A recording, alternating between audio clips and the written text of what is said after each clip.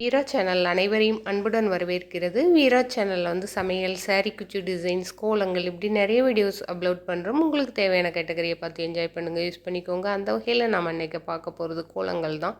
கோலங்களில் வந்து சிக்கு கோலம், மார்கழி கோலங்கள், சிறிய வாசல் முற்றமுடையவங்களுக்கு வாசற்படி கோலம், ரங்கோலின்னு நிறைய வீடியோஸ் அப்லோட் பண்ணுறோம். அதனால் மறக்காமல் வீரா சேனலை சப்ஸ்கிரைப் பண்ணிக்கோங்க. பிகினர்ஸ்க்கு ரொம்ப யூஸ்ஃபுல்லாக இருக்கும்.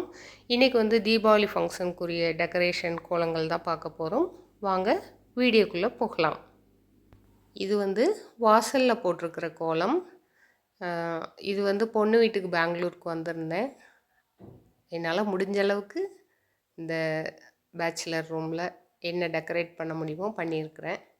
கோலமும் போட்டிருக்கிறேன். சிம்பிளாக டெக்கரேட் பண்ணியிருக்கிறேன்.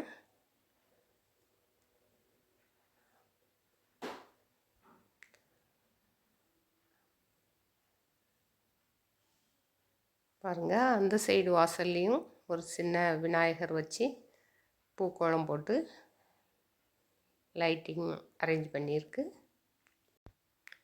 சுவாமி முன்னாடி போட்டிருக்கிற கோலம் வந்து ரொம்ப ரொம்ப ஒரு எளிமையான டிசைன் தான். எல்லாருமே தெரிஞ்ச ஒரு கோலம் தான்.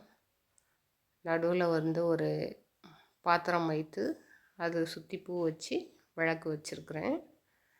சுற்றி போட்டிருக்கிற கோலம் வந்து ரொம்ப சிம்பிளான டிசைன், எல்லாருக்குமே தெரிஞ்ச கோலம்தான்.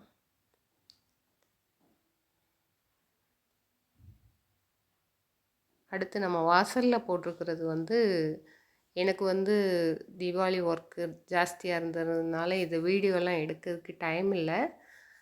வரும் வீடியோக்களில் வந்து இந்த கோலம் வந்து எப்படி போடுறது அப்படிங்கிறத நான் உங்களுக்கு போட்டு காமிக்கிறேன்.